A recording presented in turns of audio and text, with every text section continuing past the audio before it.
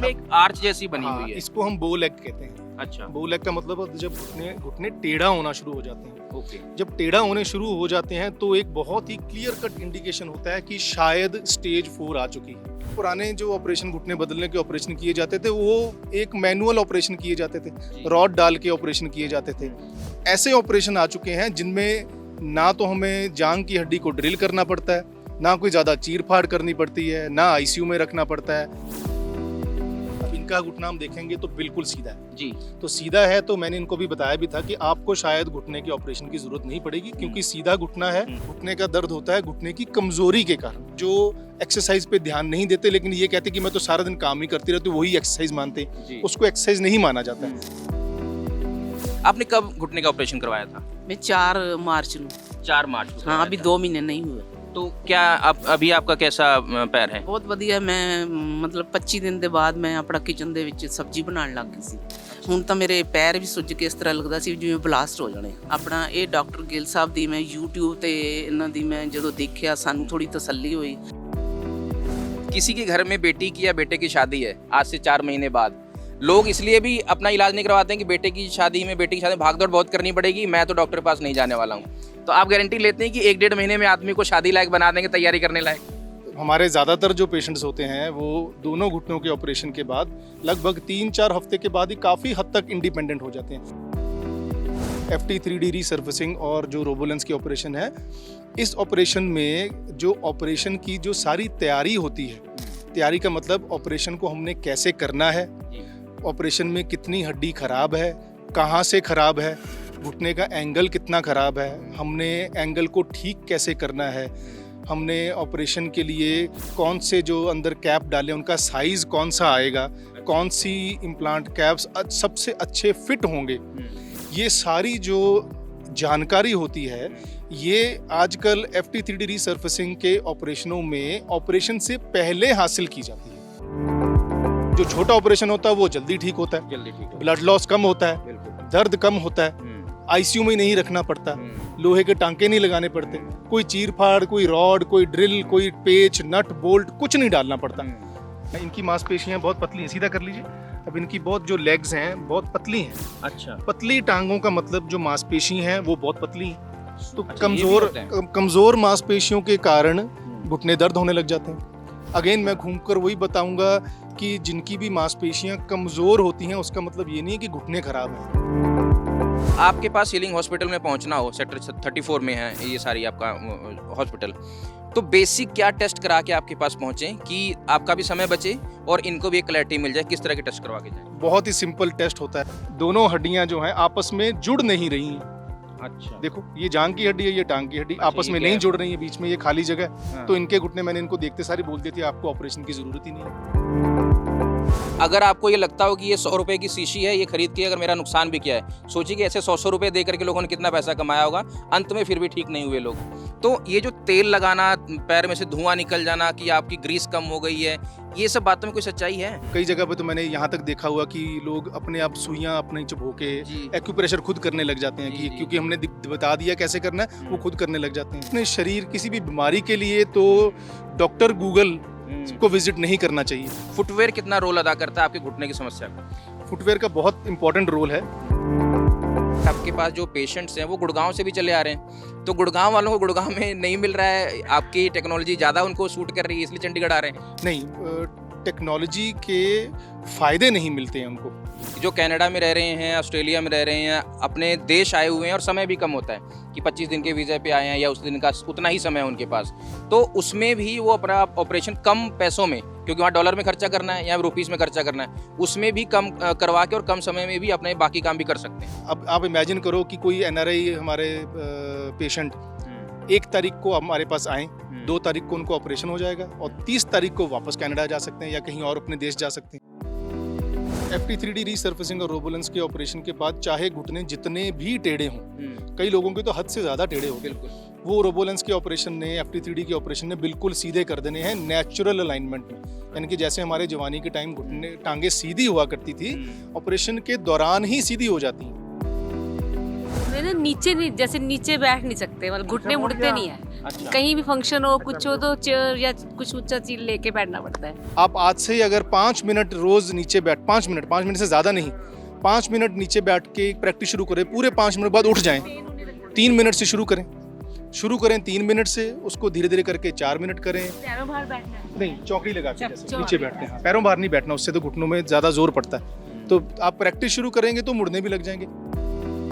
ये जो हम देख रहे हैं, आपकी फ़ोटो भी साथ में है और ये पूरा 3D आपने लगा भी रखा है। ये जितनी भी लिस्ट है, ये मैं ये देख रहा हूँ कि FT 3D hip surgery first time in North India और why Healing Hospital awarded best hospital in Chandigarh, और ये सारे सर्टिफिकेट्स भी आपके पास हैं जो भी एक्सीलेंस के हैं।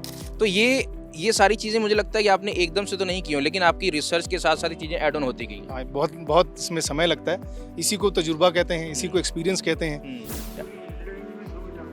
डिटेल में समझ में आ गया।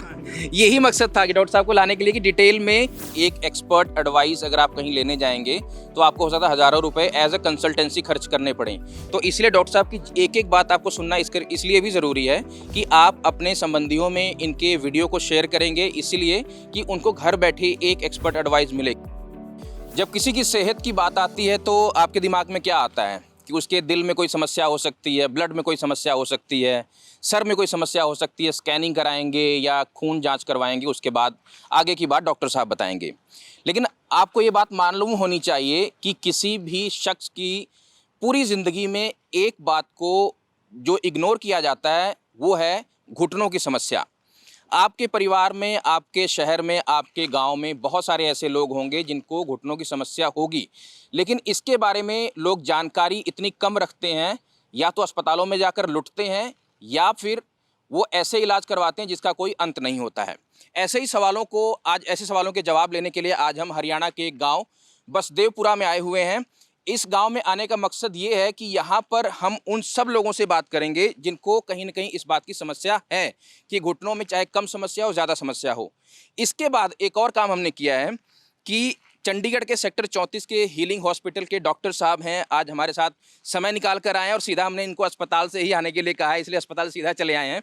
डॉक्टर TS गिल इस पूरे रीजन के बहुत ही जाने माने एक डॉक्टर हैं जो घुटनों से जो समस्याएं हैं उनको दूर करते हैं, और सबसे बड़ी बात इनकी खासियत ये है कि ये उन मरीजों की जो लाइफस्टाइल से लेकर के उनकी दवाई, उनके इलाज तक सब में जाते हैं। ये एक डॉक्टर की खासियत होती है, इसलिए डॉक्टर TS गिल को मुझे लगता है कि लोग ढूंढ कर आते हैं कि डॉक्टर साहब से ही इलाज कराएं। डॉक्टर साहब, आप सबसे पहले हमारे पास आए, आपका धन्यवाद। आपका हमने बिजी शेड्यूल बर्बाद किया, इसलिए इसके लिए हम सॉरी भी कहेंगे, लेकिन आपका यहाँ हमें बुलाने का मकसद ये है कि अगर मैं इन सब लोगों से ये कह दूं कि ये दवाई लीजिए, इस डॉक्टर के पास चले जाइए, तो वो बात नहीं होगी। या मैं भी गूगल करके आ जाऊं तो उससे बात बनेगी नहीं। जो आपसे बनेगी, जो आप बोलेंगे, आपकी बात, एक डॉक्टर की बात लोग आसानी से और आराम से सुनते हैं और उसको इम्प्लीमेंट भी करते हैं। बड़ी बात ये रहती है। तो आपसे मैं सबसे पहला सवाल ये पूछना चाहूँगा कि मेरी एज कम है, यहाँ पे बुजुर्ग बैठे, इनकी एज ज़्यादा है, मुझे भी इसके बारे में कंसर्न होना चाहिए या बुजुर्ग तो करते ही करते हैं? मतलब हर एज वर्ग के आदमी को ऐसा लगना चाहिए कि घुटने भी उतने इंपॉर्टेंट जितने आपका दिल, आपका ब्लड या आपका वेट लॉस या वेट बढ़ाना घटना, इसमें लोग कंसर्न रहते हैं आजकल। तो ये घुटना आपकी ज़िंदगी में कितना इंपॉर्टेंट रखता है? नमस्कार, मैं doctor Tarandeep Singh Gill, FT 3D knee resurfacing specialist, Healing Hospital sector 34 Chandigarh. जो आपका सवाल है बहुत ही जायज़ सवाल है, क्योंकि जैसे कहा जाता है कि आपकी शरीर की जो बुनियाद होती है वो आपकी जवानी में रखी जाती है। बिल्कुल। बुढ़ापे में तो जब प्रॉब्लम आ जाती है तो हमारे पास कोई ज़्यादा उपाय नहीं बचते हैं। लेकिन यंग एज में, कम उम्र में अगर हम अपने शरीर का ध्यान रखें, जैसे लोग अपने दिल का, डाइट का, पेट का बहुत ध्यान रखते हैं, लेकिन घुटने की तरफ उनका ध्यान तब जाता है जब वो दर्द होने लग जाता है। तो बस ये एक गलती होती है कि जब तक समझते कि बुढ़ापे में जाएंगे तब देख लेंगे। हाँ, जब तक दर्द नहीं होता है तब तक वो उसके बारे में, घुटनों के बारे में सोचते ही नहीं है। जी। कई पेशेंट्स हमारे पास आते हैं कि वो ये कहते हैं कि मेरे को तो पिछले 1 महीने तक कोई प्रॉब्लम ही नहीं थी, एकदम से मेरे घुटने इतने ख़राब कैसे हो गए। उनके लिए बड़ा एक आश्चर्य हो जाता है। जी। वो बात ही नहीं मानते। जब उनके हम एक्सरे देख के बताते हैं कि आपके घुटने अब अनफॉर्चुनेटली खराब हो गए। हम्म, तो उनको यकीन ही नहीं होता, वो कहते मैं तो बिल्कुल ठीक था 1 महीने तक, हम्म, ऐसा क्या हो गया कि मेरा 1 डेढ़ महीने में 2-3 महीने में ही इतनी प्रॉब्लम आ गई कि आप कह रहे हो कि आपके घुटने पूरे खराब हो गए। हम्म। तो उसी सवाल का, उसी डाउट का जो रिलेशन है वो आपके सवाल के साथ जाता है डॉक्टर कि साहब, जवानी क्योंकि से ही आपकी उन्होंने बात ये इसमें बड़ी इंपॉर्टेंट है कि जब अगर मान के चलिए कि डॉक्टर आपने ये बड़ी बात बताई है, मुझे इस पे मैं और भी आऊँगा कि 1 महीने तक मुझे लगता है कि मुझे कोई समस्या नहीं है। अचानक से एक समस्या बढ़ती है क्योंकि उसकी बुनियाद पहले रखी जा चुकी होती है। ऐसा नहीं है कि एकदम से कोई हार्ट अटैक की तरह आपके घुटने खराब हो गए। तो इसमें बहुत सारी लोग क्या-क्या लापरवाहियाँ बरतते हैं? इसमें घुटनों की जो प्रॉब्लम होती है वो हमेशा स्टेज 1 से शुरू होती है। पहली स्टेज, इसमें भी स्टेजेस होती हैं, 4 स्टेजेस होती हैं घुटने खराब होने की। तो शुरुआत में स्टेज 1 होती है, वो एक्स-रे में ही दिखती है। हुँ, फिर वो धीरे-धीरे करके स्टेज 2 होती है, वो भी एक्स-रे में ही दिखती है। धीरे-धीरे करके 2-3 साल, 4-5 साल के बाद वो स्टेज 3 होती है। स्टेज पहली में, दूसरी और तीसरी स्टेज में मरीज़ों को घुटनों को कोई ज़्यादा दर्द नहीं होता है, तो वो उसको अनदेखा करते हैं। हुँ, उनको लगता है कि कोई बात नहीं, हुँ, बाकी अभी काम करने हैं, टाइम नहीं है, अभी घर बसाना है, नौकरियाँ करनी हैं, तो वो इसको नज़रअंदाज करते हैं। जी। लेकिन जैसे ही स्टेज 4 आ जाती है, उसको आने में कई बार 5 साल लगते हैं, कई बार 10 साल लग जाते हैं। लेकिन जैसे ही स्टेज 4 आ जाती है, तब दर्द असहनीय हो जाता है। फिर वो 1 महीने के अंदर, 2 महीने के बाद कोई डॉक्टर नहीं छोड़ते हैं। चाहे वो आयुर्वेदिक डॉक्टर के पास जाएँ, चाहे वो मालिश वाले डॉक्टर के पास जाएँ, एलोपैथिक के पास जाएँ, फिजियोथेरेपिस्ट के पास जाएंगे, योगा शुरू करेंगे, फिर अचानक से इमरजेंसी बन जाती है कि ये क्या हो गया? यही अगर स्टार्टिंग से ही अपनी कम उम्र में अपने घुटनों का अगर हम ध्यान रखें, तो ये स्टेज 1, 2 या 3 जो है, यही बहुत साल तक हमारा साथ देती डॉक्टर है। साहब, यहाँ पे एक सवाल मेरा बनता है, आप मेरे साथ अगर आ जाएँ तो अच्छा रहेगा, क्योंकि मेरे पास बहुत सारे ऐसे बुजुर्ग आए हुए हैं जिनकी अलग-अलग समस्याएँ हैं पैरों को लेकर के। मेरे साथ बुजुर्ग हैं जो कि आर्मी से रिटायर हैं डॉक्टर साहब, और मुझे जब ये हम लोग ये वीडियो शुरू करें उससे पहले इनके बारे में मैं जान रहा था कि बहुत अलग-अलग जगहों पर इन्होंने अपनी सेवाएँ दी हैं। अब इनके जो घुटने हैं, इनमें भी कुछ समस्या है, इनसे मैं बात करूँगा। लेकिन बात वही आती है, गाँव में लोग कहते हैं कि यार कोई बात नहीं, हमने तो पूरी ज़िंदगी काम किया है, हमारे घुटनों को कुछ नहीं होगा। तो इनसे ज़्यादा तो मुझे लगता है कोई काम नहीं किया होगा, जिन्होंने पूरा भाग-दौड़ पूरी अपनी सर्विस में की होगी, अब रिटायर हो गए हैं। तो अब इनके घुटने में जो समस्या है, क्या इनके काम करने की वजह से हुई या एक ऐज के साथ ही आ ही जाती है, आप चाहे जितना ही मेहनत करते रहें? एज के साथ तो आती ही आती है, लेकिन अगर एज के साथ ही आती होती तो हर एक मरीज को घुटनों की प्रॉब्लम आ जाती 70 साल में। ऐसा तो नहीं होता। कई हमारे बुजुर्ग होते हैं हमारे ही घर में, हमारे जो रिश्तेदार हैं, कईयों की उम्र तो 80 साल होती है, लेकिन वो, मैं तो ये कहता हूँ कि मेरे से भी अच्छा घूम फिर रहे होते हैं। तो ऐसा बिल्कुल भी नहीं है कि सबकी उम्र के साथ घुटने खराब होने ही होते हैं। लेकिन ये ज़रूर है कि जो, जैसे आप आर्मी में थे तो आपका जो मेहनत मुशक्क़त का काम ज़्यादा होता है, ज़्यादा भाग-दौड़ होती है, ऊँची-नीची जगह पे काम करना होता है, परेड्स करनी होती है, एक डिसिप्लिन्ड लाइफ़स्टाइल होता है कि रोज़ ये करना ही करना है।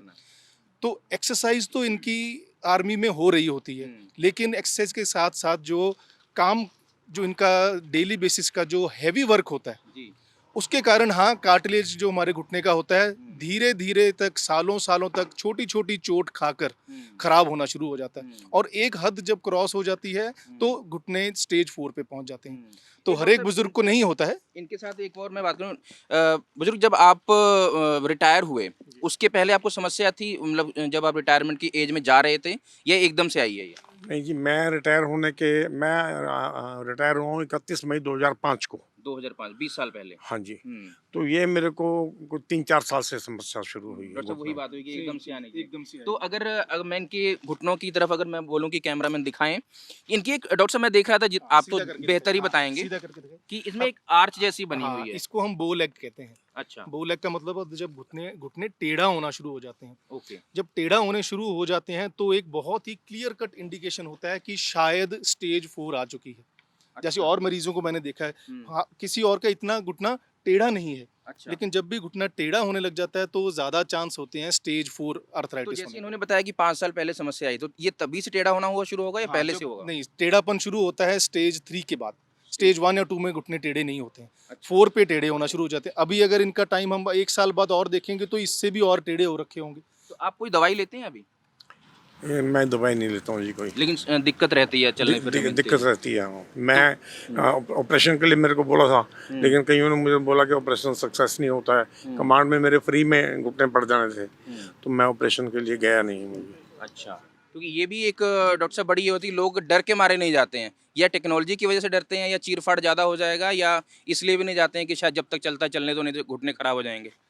ये हमारे समाज में जो घुटने के ऑपरेशन का जो डर है वो एक जायज़ चीज़ पे ही डर पैदा हुआ है। ऐसा नहीं है कि ऑपरेशन जो सारे ऑपरेशन पहले हुआ करते थे, घुटना बदलने के ऑपरेशन बहुत ही कॉमन चीज़ होती थी, मेरे को भी पता है। 100 मरीज़ अगर ऑपरेशन कराते थे, उसमें से लगभग 50-60 मरीज़ों को तो अच्छा रिज़ल्ट मिलता था। ठीक है। लेकिन जो बाकी 40 जो अनफॉर्चुनेट जो पेशेंट होते थे, उनकी हालत क्या होती थी, पहले से भी हालत ख़राब हो जाती थी। तो ये समाज में जो डर है कि घुटने बदलने के ऑपरेशन से शायद मैं इससे भी ना रह जाऊँ, तो वो एक जायज़ डर है। क्योंकि जो पुराने जो ऑपरेशन घुटने बदलने के ऑपरेशन किए जाते थे, वो एक मैनुअल ऑपरेशन किए जाते थे, रॉड डाल के ऑपरेशन किए जाते थे। उसमें आईसीयू में रखना, पेनफुल भी होता था, आईसीयू में रखना पड़ता था, लोहे के टांके लगते थे, दर्द असहनीय दर्द होता था। 6-6 महीने 7-7 महीने वर्जिश करने के बाद, फिजियोथेरेपी करवाने के बाद कुछ मरीज तो ठीक हो जाते थे। 1 साल का टाइम लग जाएगा। उनमें से भी कुछ मरीज तो ऑपरेशन के बाद उभर पाते थे, कुछ मरीज नहीं उभर पाते थे, जिनका शरीर कमजोर था होता है, वो नहीं उभर पाते, वो इतनी मेहनत नहीं कर सकते। लेकिन आजकल हमारा जगह जगह पे छोटे छोटे शहरों में जाके ये मीटिंग्स करने का मकसद ही यही है कि आजकल ऐसे ऑपरेशन आ चुके हैं जिनमें ना तो हमें जांग की हड्डी को ड्रिल करना पड़ता है, ना कोई ज़्यादा चीर फाड़ करनी पड़ती है, ना आईसीयू में रखना पड़ता है, ना लोहे के टांके लगाने पड़ते हैं। 3-4 हफ्ते में टेक्नोलॉजी इतनी बदल चुकी है। 3-4 हफ्ते में ही ज़्यादातर 90% 95% पेशेंट जो हैं 3-4 हफ्ते में ही ठीक हो जाते हैं। डॉक्टर साहब, क्योंकि आप, मैं आपका धन्यवाद इसलिए भी कर रहा हूँ क्योंकि आप इतने बिजी शेड्यूल से यहाँ पर आए हैं। जब कोई मरीज अस्पताल में जाता है तो उसको उसके मन में बहुत सारे शंके होते हैं कि डॉक्टर सही गाइड करेंगे कि नहीं करेंगे, कॉस्ट क्या बताएंगे। आपको यहाँ पर लाने का हमारा मकसद यही है कि जैसे अगर मैं कैमरा को बोलूँ कि यहाँ पे आएँ, यहाँ पे हर एज वर्ग के लोग हैं। जैसे ये आर्मी से रिटायर हुए, इनसे मैंने बात की कि इनकी क्या समस्या और एकदम से आई है। यहाँ पे कुछ लेडीज़ भी हैं, और क्योंकि लेडीज़ की हेल्थ ये खुद ही मानेंगी कि इनकी हेल्थ को सबसे ज़्यादा कॉम्प्रोमाइज़ किया जाता है, ये खुद भी करती हैं।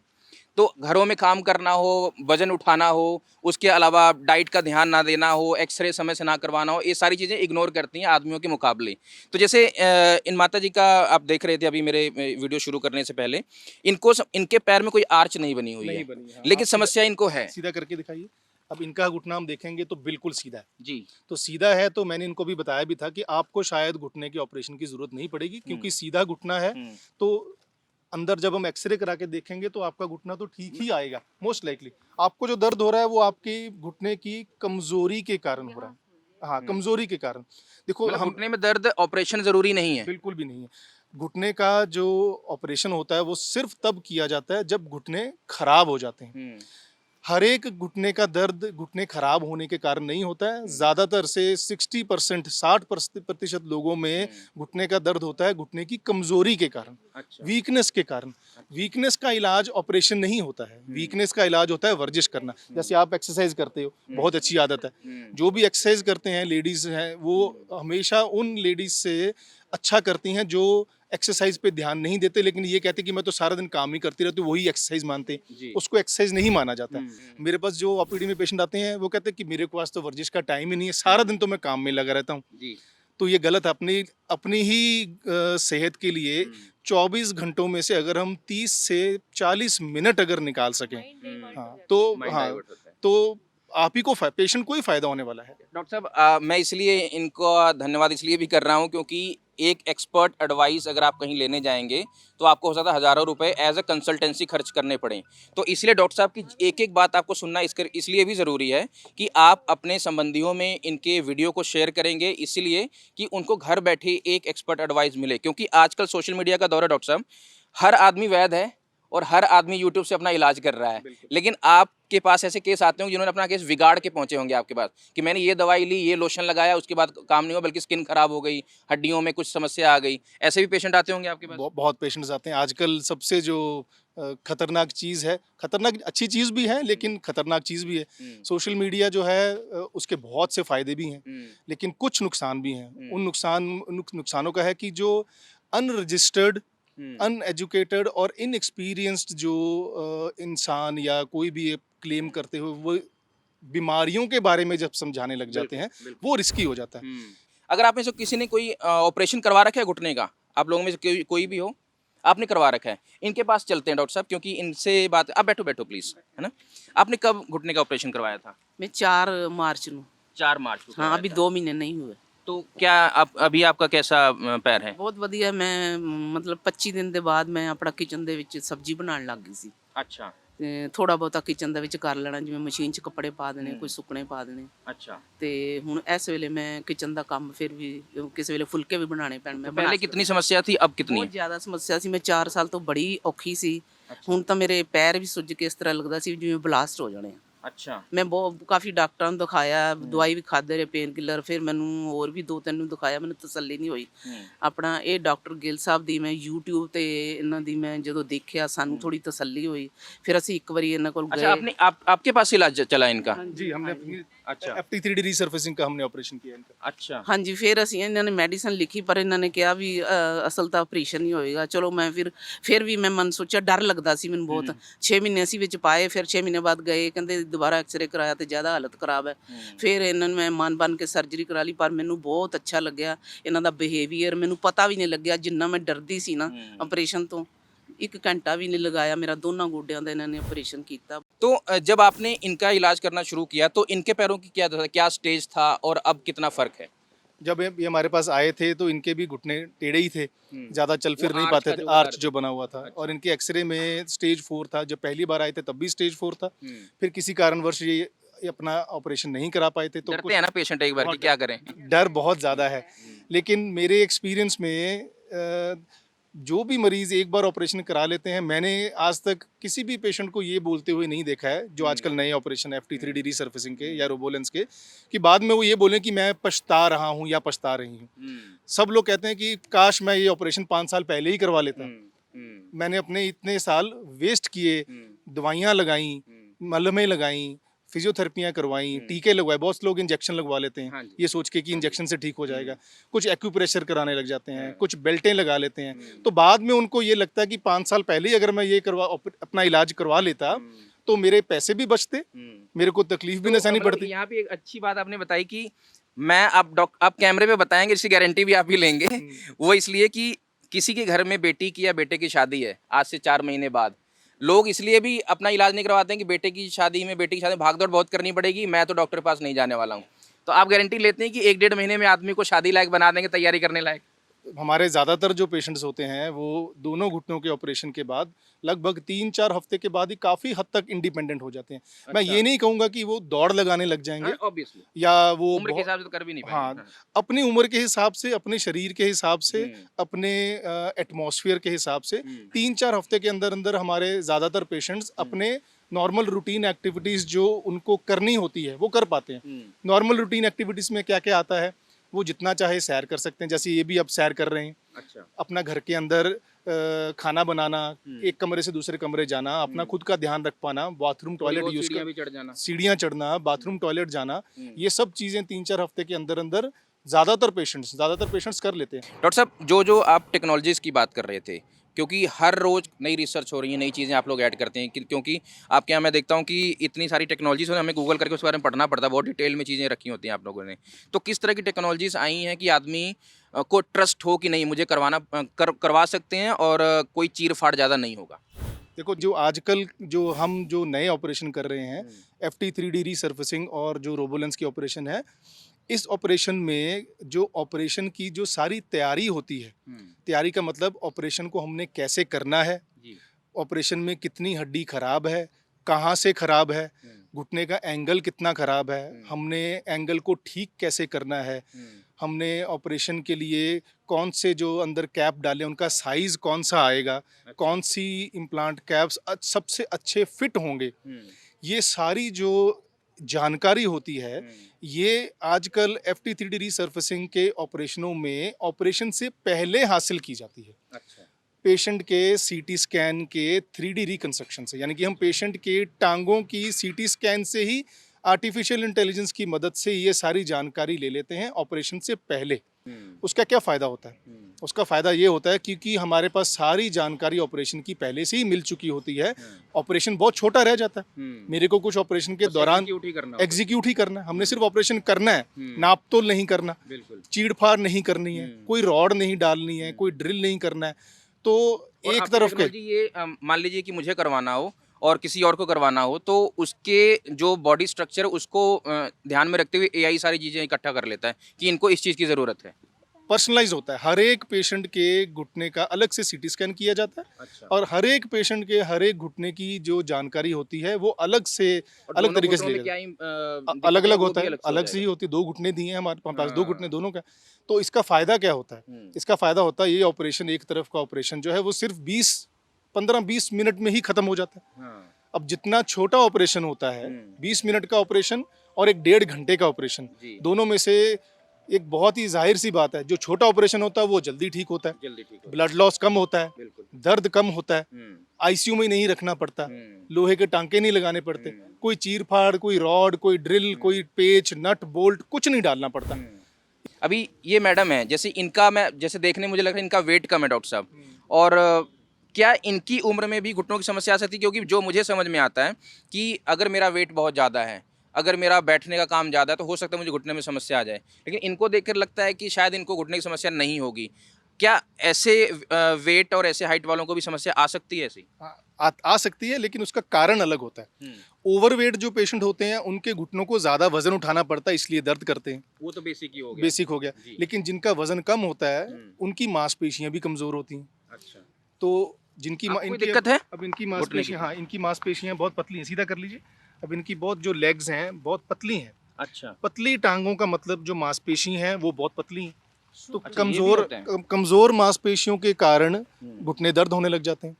अगेन मैं घूमकर वही बताऊंगा कि जिनकी भी मांसपेशियां कमज़ोर होती हैं उसका मतलब ये नहीं है कि घुटने खराब हैं। घुटने ठीक हैं। इनकी टांग देखो, आप सीधा करके दिखाइए, बिल्कुल सीधी है, कोई बेंट नहीं पड़ा है जी। तो सीधी टांग है। मोस्ट लाइक इनकी एक्सरे में भी घुटने खराब नहीं आने वाले, लेकिन दर्द होगा। कमज़ोर हैं।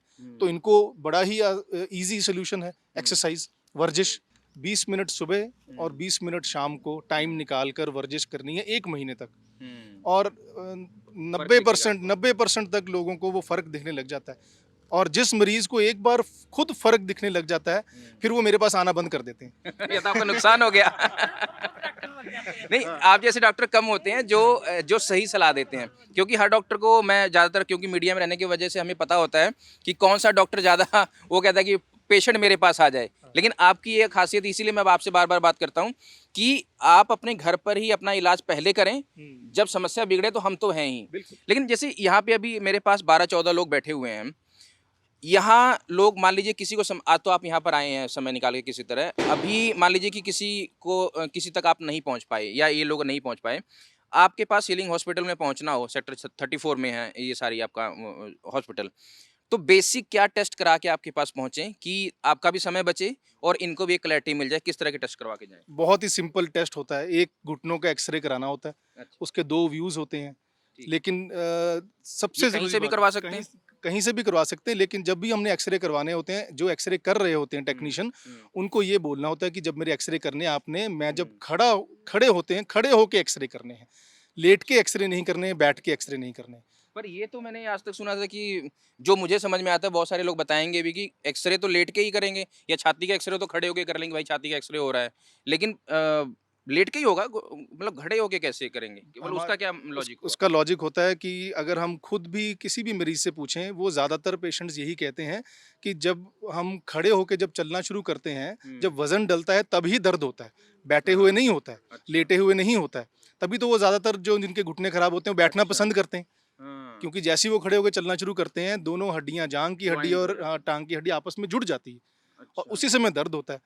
वही देखने के लिए कि क्या किसी मरीज की दोनों हड्डियां आपस में जुड़ रही हैं कि नहीं जुड़ रही हैं। डॉक्टर साहब, जैसे अभी आपने मुझे भी शक डाल दिया है, मेरी एज कम है इन लोगों के मुकाबले, तो मैं तो इसके बाद एक्सरे करवाने जा ही रहा हूँ, तो मैं खड़े होके करवाऊँ एक्सरे, तो भी आप पकड़ लेंगे कि मुझे किस चीज़ों का ध्यान रखना होगा आने वाले फ्यूचर में? बिल्कुल बिल्कुल, ऐसा भी हो सकता है? उस एक्सरे से पता चल जाता है। जैसे अभी उनका एक्सरे मैं दिखाता हूँ आपको, वो एक्सरे दिखाइए। इनका एक्सरे इन्होंने खड़े होके किया है ना। अच्छा। इनका एक्सरे इन्होंने खड़े होके करवाया, जो कि सही तरीका है एक्सरे करवाने का। अच्छा। तो अब इस एक्सरे में हम्म, दोनों हड्डियां जो हैं आपस में जुड़ नहीं रही हैं। अच्छा। देखो ये जांग की हड्डी है, ये टांग की हड्डी अच्छा, आपस ये में नहीं गैप जुड़ है। रही है, बीच में ये खाली जगह है। हाँ, तो इनके घुटने मैंने इनको देखते सारी बोल दी थी आपको ऑपरेशन की जरूरत ही नहीं है। अच्छा, खड़े होके अगर एक्सरे ऐसे आता है तो लेट के तो हर पेशेंट का ही ऐसे आएगा, गैप आएगा आएगा ही आएगा, हाँ। अच्छा। लेकिन खड़े होके ये एक्सरे करवाना जरूरी होता है। उससे हमें सही डायग्नोसिस पता चलता है हम्म, और फिर सही डायग्नोसिस का सही इलाज होता है। जिसकी एज 25 साल है वो हर 2-3 साल में या 1 साल में अपना इस तरह का एक्सरे करवाते रहे, आप रेकमेंड करते हैं? 25 साल में नहीं, ये जो एक्सरेज की स्क्रीनिंग शुरू होती है वो होती है यूजुअली 45 ईयर्स के बाद। 45 साल के बाद स्क्रीनिंग करवाते रहना चाहिए। जैसे हम कहते हैं ना फुल बॉडी चेकअप करवाना है। जी, जी, जी। फुल बॉडी चेकअप में सारा कुछ चेक हो जाता है, हाँ, हार्ट चेक हो जाता है, खून की जांच हो जाती है, छाती का एक्सरे हो जाता है, ईसीजी हो जाती है। घुटनों का एक्सरे कभी कोई नहीं करता। कभी नहीं करता हाँ, बस वही प्रॉब्लम रह जाती है। अगर स्क्रीनिंग अर्ली स्टेज पे ही होने लग जाए, आप इमेजिन करके देखो अगर किसी को 50 साल की उम्र में हमें एक्सरे से ये पता चल जाए कि आपके घुटने में स्टेज 2 आ गई है, हम तब से ही उसका इलाज शुरू कर देंगे, शायद स्टेज 4 आने ही ना दे। तो डॉक्टर साहब मुझे माफ़ कर दीजिएगा कि मैं ना ऐसा शब्द यूज़ करने जा रहा हूँ। सोशल मीडिया पे एक आतंकवाद चला हुआ है। आप जैसे एक्सपर्ट तो बिज़ी हैं अपने काम करने में, लेकिन कई लोग वो कोई चूरन लेके आ रहा है, कोई किसी तरह की वो गैस वाली दवाई लेके आ रहा है, कोई तेल लेके आ रहा है कि ये लगाइए, आपकी ये सारी चीज़ें ठीक हो जाएँगी। मैं उसको आतंकवाद इसलिए कह रहा हूँ कि अगर आपको ये लगता हो कि ये 100 रुपए की शीशी है, ये खरीद के अगर मेरा नुकसान भी किया है, सोचिए कि ऐसे 100-100 रुपए दे करके लोगों ने कितना पैसा कमाया होगा, अंत में फिर भी ठीक नहीं हुए लोग। तो ये जो तेल लगाना, पैर में से धुआँ निकल जाना कि आपकी ग्रीस कम हो गई है, ये सब बातों में कोई सच्चाई है?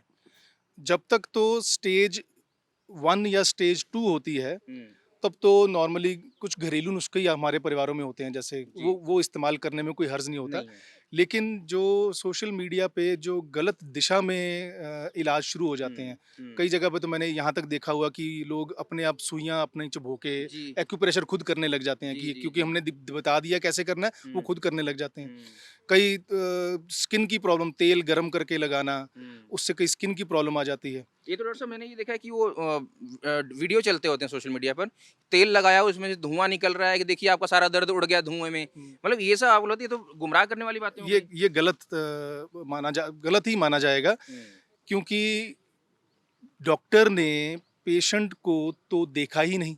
बिल्कुल।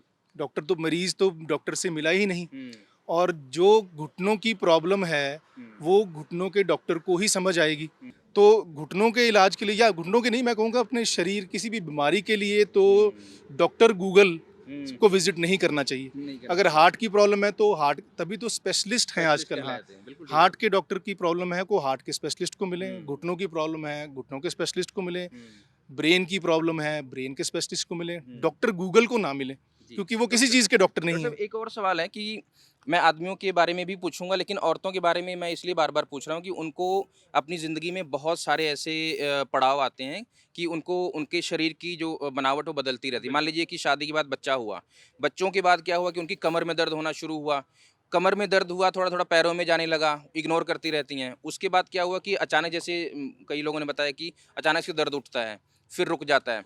तो औरतों के लिए आप स्पेसिफिकली बताइए कि वो घुटने की समस्या से त्रस्त ना हों, उनको क्या-क्या ध्यान रखना चाहिए और कमर से अगर शुरू बात हुई है तो आगे तक कैसे जा सकती है? मैं शुरू करूंगा जो एक बहुत ही एक अगेन हमारे समाज में एक गलत धारणा है कि जब भी कोई फॉर एग्जांपल कोई डिलीवरी होती है, बच्चे पैदा करने का जो ऑपरेशन होता है या नॉर्मल डिलीवरी होती है, जी। उसमें कमर में इंजेक्शन लगाया जाता है। हाँ। और एक समाज में एक बहुत ही गलत धारणा है, सब मरीज ये कहते हैं कि जब से मेरा वो बच्चे का ऑपरेशन हुआ या मेरी प्रेगनेंसी के बाद डिलीवरी हुई है, जो मेरे को रीढ़ की हड्डी में जो टीका लगाया था, तब से मेरे को उस टीके के कारण मेरी कमर ठीक ही नहीं हुई है, बिल्कुल। उसी को ब्लेम किया जाता है। जी। ये बिल्कुल गलत चीज़ है। प्रेगनेंसी के कारण जो टीका लगाया जाता है, वो टीका तो एक बहुत ही पतली सुई होती है, उससे कमर खराब हो ही नहीं सकती। कारण क्या होता है? कारण ये होता है प्रेगनेंसी के दौरान हमारे रीढ़ की हड्डी की शेप चेंज हो जाती है, क्योंकि चलने का तरीका, खड़े रहने का तरीका ही पेशेंट का डिफरेंट हो जाता है, जी। थोड़ा कमर बेंड हो जाती है, नॉर्मल चीज़ है। उस कमर के बेंट होने के कारण जो रीढ़ की हड्डी पे जोर पड़ता है 9 महीने तक जी। लगातार जोर पड़ता है, बिल्कुल, बिल्कुल। और फिर बाद में एकदम से वो डिलीवरी के बाद वो जो प्रेशर होता है वो रिलीज हो जाता है। लेकिन जो शेप चेंज होने के कारण 9 महीने के कारण जो मांसपेशियां कमज़ोर हो जाती हैं, वो कारण होता है। वो सारी चीज़ों का वजह जो बन हाँ, जाता लेकिन ब्लेम किया जाता है कि जब से मैंने वो इंजेक्शन लगाया, है। बिल्कुल। लेकिन कारण जो होता है वो होता है रीढ़ की हड्डी की मांसपेशियां कमजोर होना। अगर प्रेगनेंसी के बाद हम अपने जो बच्चों के डॉक्टर होते हैं, जो डिलीवरी के डॉक्टर होते हैं, वो हमेशा सलाह देते हैं कि आप परसों से ही वर्जिश शुरू करो अपने कमर की, अच्छा। लेकिन नहीं करते हैं लोग ज़्यादातर, वो दवाइयों में ज़्यादा विश्वास रखते हैं। डॉक्टर साहब ये जो हम लोग ये वीडियो पे बात कर रहे हैं, क्योंकि मेरे पास जो एज ग्रुप है सब लोग 50 साल से तो ज़्यादा ही होंगे, कुछ लोग थोड़ा कम हो सकते हैं। जो नौजवान बैठ के ये वीडियो देख रहे हैं उनको लगेगा कि ये हमारे काम की वीडियो नहीं है। उनके काम की वीडियो कैसे है आप बताएँगे तो उनको ज़्यादा समझ में आएगा। नौ जिनकी उम्र कम होती है हुँ, उनको ये ध्यान देना कि अगर फॉर एग्जांपल खेल कूद में कोई चोट लग जाए हुँ, या किसी तरह कहीं घुटने में सोजिश आने लग जाए जो बिना किसी कारण के हो, हुँ, या कोई फॉर एग्जांपल कोई बैडमिंटन खेलते हैं, कोई फुटबॉल या कोई क्रिकेट खेलते हैं, हुँ, क्रिकेट के टाइम बैडमिंटन के टाइम अगर कोई घुटने को ट्विस्ट घुटना मुड़ जाए और गिर जाए, उसको इग्नोर नहीं करना चाहिए। हुँ, तो अगर लगे कि चोट लगने के बाद घुटनों में थोड़ी प्रॉब्लम आ रही है हाँ, तो उसकी एक बार जांच करा लेनी चाहिए, क्योंकि ज़्यादातर केसेस में छोटा सा लिगामेंट का टियर हो जाता है। जी। वो सही टाइम पे अगर इलाज कर लिया जाए तो नॉर्मल रह जाता है, हुँ, अगर वो उसको ऐसे ही छोड़ दिया जाए हुँ। तो वो धीरे धीरे करके पूरे घुटने को खराब कर देता है। डॉक्टर साहब जिनको घुटने की समस्या है जो अभी तक ऑपरेशन नहीं करा पाए हैं उनको फुटवेयर कैसे पहनने चाहिए, या जिनको लग रहा है कि जिन्होंने ऑपरेशन कराना भी है या जिनको समस्या किसी भी तरह की है, फुटवेयर कितना रोल अदा करता है आपके घुटने की समस्या को? फुटवेयर का बहुत इंपॉर्टेंट रोल है। जितना ज़्यादा हमारे पैरों के नीचे कुशन होगा, अच्छा। नरमता होगी, नरम सरफेस होगा, हाँ। उतना हमारे घुटनों पे और पैरों पे जर्क झटका कम लगेगा। जैसे कि मैडम ने बताया कि इनके पैर में दिक्कत है, वेट चाहे कम है, इनके जो फुटवेयर है वो हम देख रहे हैं उसमें कुशन बहुत कम है ही नहीं। है ही नहीं, नाम नाम का ही है सिर्फ। तो इनको आपकी जो मौजूदा हालत है इनके घुटनों की, ये इनको और समस्या देगा? बिल्कुल, ये समस्या आगे जाके और भी दे सकता है। हुँ, जो हमारे पहले 2 वहाँ पे बैठे हैं, जी। उन दोनों के जो शूज़ हैं वो बिल्कुल रिकमेंडेड हैं। वो उस तरह फर्स्ट के और सेकंड वो जिन्होंने बिल्कुल ऑपरेशन ठीक है। अब जैसे लेकिन कि इन्होंने पहन रखे इन्होंने हैं, हाँ, ये भी लेदर के शूज़ हैं। हुँ, लेदर के शूज़ के नीचे भी कोई कुशन नहीं होता, नहीं लेदर होता है। बिल्कुल, बिल्कुल नॉर्मल जो सैंडल्स होते हैं, हुँ, इनमें भी कोई कुशन नहीं होता और है, ग्रिप भी नहीं होती। ग्रिप भी नहीं होती। हुँ, तो जैसे स्पोर्ट्स शूज़ पहनना जिनके नीचे कुशन हो, हुँ, उनको पैरों में भी दर्द कम हो जाता है, लेकिन हुँ। ये आदत डालनी पड़ती है। ये नहीं सोचना है कि जब हम सैर करने जाएँगे तभी पहनेंगे। हाँ, हमेशा पहन के घर पे भी कंफर्ट कोशिश रहे। करनी है ताकि हाँ। आपके पैरों को कुशन मिले, हुँ, और वो कुशन मिलेगा तो घुटनों पे भी झटका कम लगेगा, हुँ। पैरों पे भी झटका कम मतलब ये लगेगा। कहते हैं कि चूज़ योर फुटवियर केयरफुली। बहुत बहुत ज़रूरी चीज़ है। हाँ, मैं सारा दिन स्पोर्ट्स शूज़ पहन के रखता हाँ, हूँ, मैंने क्योंकि देखा कि आप क्योंकि मेरे हाँ, मेरे को सारा दिन खड़े रह के काम करना है। जी, मेरे को पता है कि मेरे को प्रॉब्लम ना आ जाए, क्योंकि मैं तो देखता ही हूँ रोज़। बिल्कुल, बिल्कुल। तो मैं अभी से मेरी आदत है, मैं सुबह उठते सार ये पहनता हूँ और रात को सोते समय निकालता हूँ। हुँ। सारी मेरा दिन इन्हीं स्पोर्ट्स शूज़ में ही निकलता है। डॉक्टर साहब एक तो बड़ी अच्छी आपने बताई कि शूज़ कैसे पहनने चाहिए, आपने ये भी बड़ा अच्छा बताया कि एक्सरे कैसे करवाना चाहिए, ये मेरे लिए भी एक नई लर्निंग थी। अभी जैसे माता जी हैं, आप थोड़ा आगे आ जाएँ। माता जी हैं, मान लीजिए कि इनके घुटने की समस्या है, इनको आपने देखा और ऑपरेशन का रिकमेंडेशन कर दिया।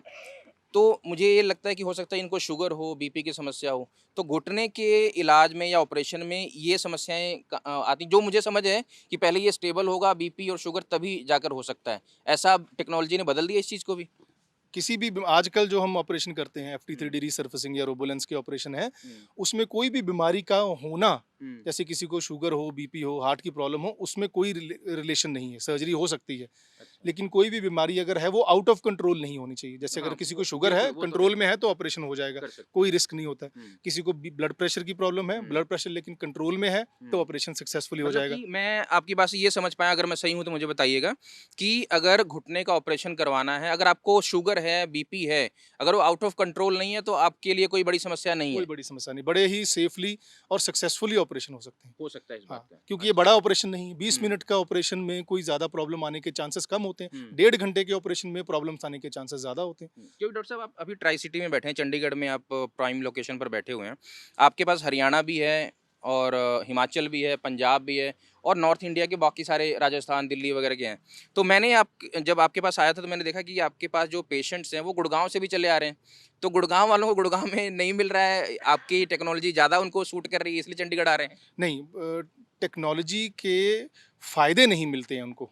अच्छा। कोई भी मरीज़ जिनको अपने घुटनों के इलाज के लिए जो फ़ायदे हम जैसे मैंने बताया, वो फ़ायदे ही जो हैं वो आकर्षित करते हैं। अच्छा। तो यही फ़ायदे हैं जो मरीज़ों को गुड़गांव से, बॉम्बे से, कलकत्ता से इवन हमारे पास कनाडा से, ऑस्ट्रेलिया से, मेलबर्न से पेशेंट आते हैं, लेकिन जिन लोगों को ये समझ में आ जाता है कि ये कैसे अलग है और कैसे बेहतर है, वही आते डॉक्टर हैं। साहब आपने ये बड़ी अच्छी बात बताई कि बहुत सारे लोग जो मेडिकल टूरिज्म बोल लेंगे इसको, आप तो ज़्यादा बेहतर बता पाएंगे मुझे, कि जो कनाडा में रह रहे हैं, ऑस्ट्रेलिया में रह रहे हैं, अपने देश आए हुए हैं और समय भी कम होता है कि 25 दिन के वीज़ा पे आए हैं या उस दिन का उतना ही समय है उनके पास, तो उसमें भी वो अपना ऑपरेशन कम पैसों में, क्योंकि वहाँ डॉलर में खर्चा करना है या रुपीज़ में खर्चा करना है, उसमें भी कम करवा के और कम समय में भी अपने बाकी काम भी कर सकते हैं।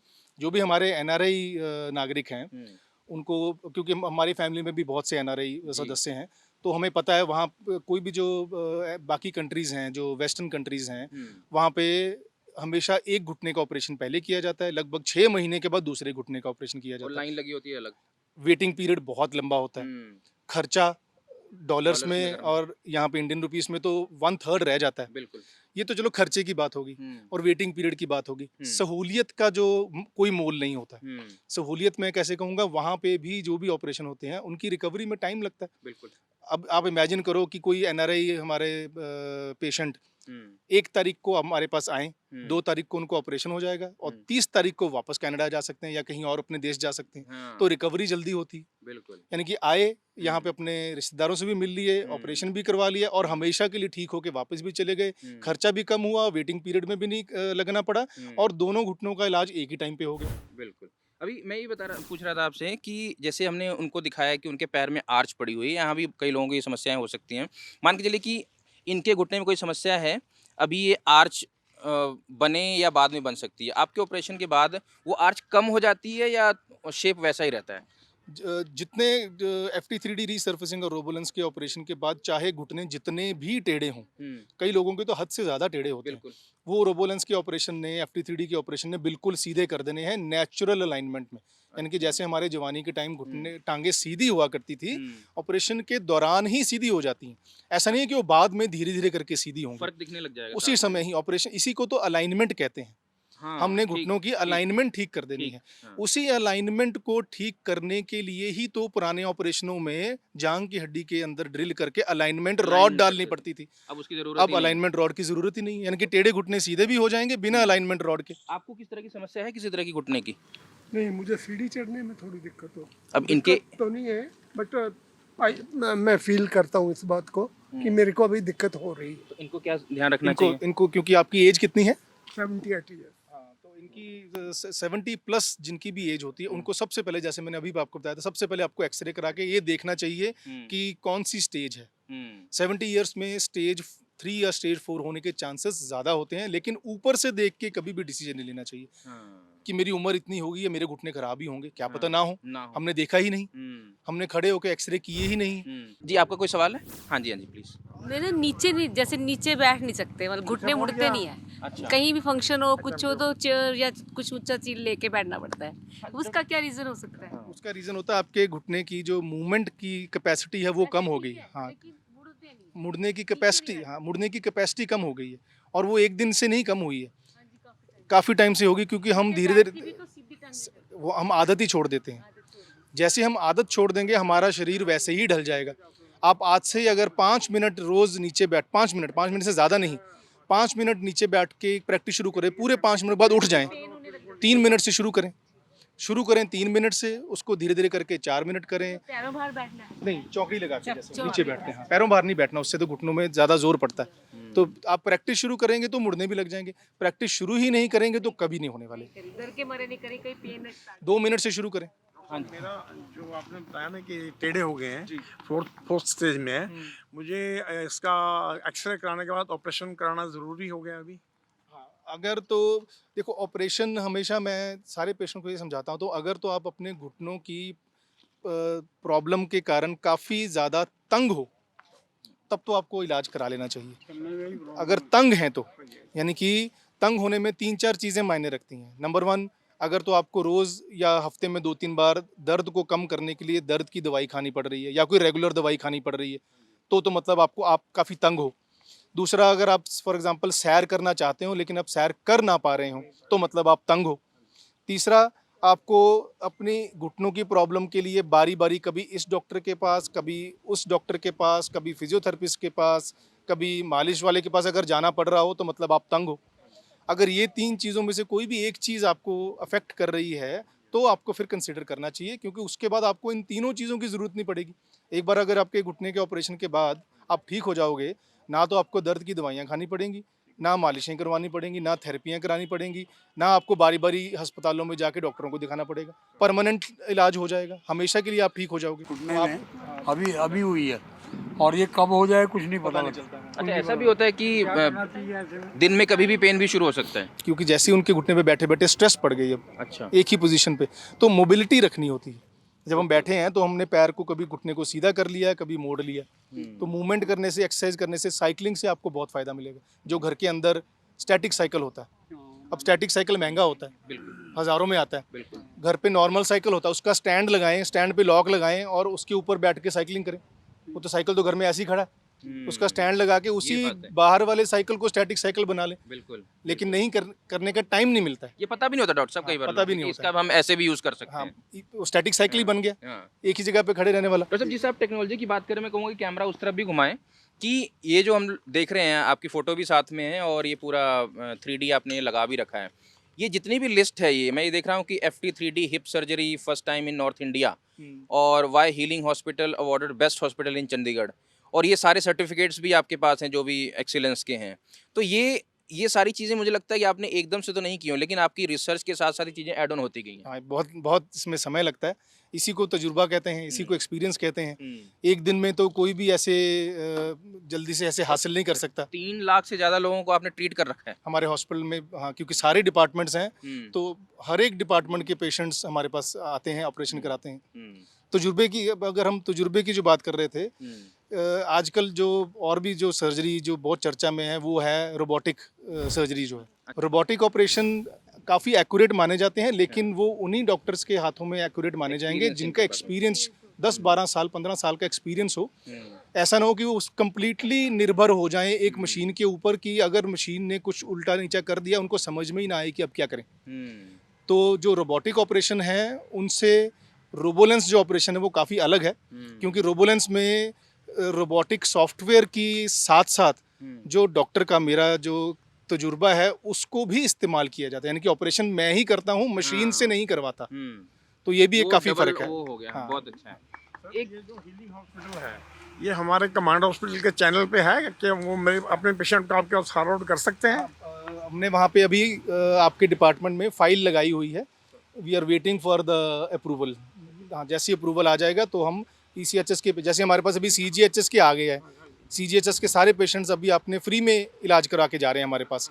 CGHS चंडीगढ़ में सेंट्रल गवर्नमेंट के होने, यूटी के कारण जी। बहुत से एम्प्लॉयज़ हैं, तो CGHS के जो भी मरीज़ हैं वो दूर दूर से, गुड़गांव से, अच्छा। यूपी से, कहीं कहाँ से भी, क्योंकि CGHS के पैनल पे होने के उनको खर्चा नहीं करना पड़ता। जी जी जी। तो बहुत से डॉक्टर, पेशेंट ये आजकल बड़ी अच्छी करवाने आपने आ बात रहे हैं। बताई, क्योंकि बहुत सारे जो सरकारी एम्प्लॉयज़ हैं उनको लगता है कि हमारा कार्ड तो सरकारी अस्पताल में ही चलेगा या उस डिपार्टमेंट ESI अस्पताल है उसमें चलेगा, लेकिन ये अच्छी बात है कि इस हाईटेक अस्पताल में भी आपके कार्ड चल जाएंगे जो अगर सेंट्रल गवर्नमेंट के एम्प्लॉई हैं तो। अगर आप सेंट्रल गवर्नमेंट के एम्प्लॉई हैं, आप पंजाब, हरियाणा, हिमाचल सरकार के पूर्व कर्मचारी रह चुके हो, अच्छा। वो भी अपना, उनको रिम्बर्समेंट फैसिलिटी अवेलेबल होती है कि अपने बिल, हम सब बिल बना के देते हैं और वो बिल सबमिट कर सकते हैं, उनको सरकार की अच्छी तरफ बात से बताई रिम्बर्समेंट मिल जाती है।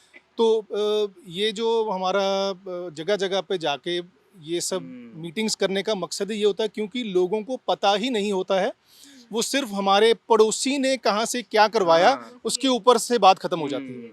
तो आज इस वीडियो को हम लोग, अगर किसी और का सवाल हो तो हम ले सकते हैं, अभी डॉक्टर साहब हैं, इनको 2-5 मिनट उनका और भी हम रोक सकते हैं। तो मुझे लगता है कि सारे सवालों का जवाब हमने लेने की कोशिश की है डॉक्टर साहब के साथ। डॉक्टर साहब, आपका डिटेल में समझ में आ गया? यही मकसद था कि डॉक्टर साहब को लाने के लिए कि डिटेल में समझाएं। और सबसे बड़ी बात है कि कई बार क्या होता है डॉक्टर साहब कि लोग डॉक्टर के पास जाकर के कंफर्टेबल नहीं होते हैं हॉस्पिटल में या उनके कैबिन में जाकर के, इस तरह से लोगों को टाइम भी नहीं होता डॉक्टरों के पास, इतने बिजी भी होते हैं। तो इस वीडियो का मकसद ये है कि आप अपने शरीर के फुल बॉडी चेकअप को करवाएं, पर जो घुटना है आपका वो आपके चलने के लिए बुनियाद है। अगर उसके साथ आप लापरवाही बरतेंगे तो शायद आपकी सारी ज़िंदगी बेड पर या कुर्सी पर ही निकल जाएगी। इसीलिए डॉक्टर साहब को हमारा लाने का ये मकसद था लोगों के बीच में, गांव में, ताकि ये गांव में भी लोगों के दिमाग से बात निकल जाए कि घुटना सिर्फ शहर वालों का खराब होता है, घुटना किसी का भी खराब हो सकता है, किसी भी जगह के आदमी का खराब हो सकता है। इसलिए अपने शरीर के साथ साथ अपने घुटने का ध्यान बहुत ज़रूरी रखें। और सबसे अच्छी बात यह है कि टेक्नोलॉजी इतनी अच्छी आ गई है कि आपको अगर समस्या है भी तो बहुत कम समय में ये समस्या दूर भी की जा सकती है। और उन लोगों के लिए एक लास्ट मैसेज ये है कि जिनकी उम्र अभी 30 साल, 32 साल, 35, 40 साल हो रही है, वो भी इस बात को गांठ बांध लें कि घुटने की समस्या आपको भी हो सकती है। सिर्फ ये बीमारी, ये समस्या जो बुजुर्ग हैं उनके साथ नहीं है, ये किसी के साथ भी हो सकती है। इसलिए पूरे शरीर के साथ घुटने का भी ध्यान रखें। धन्यवाद।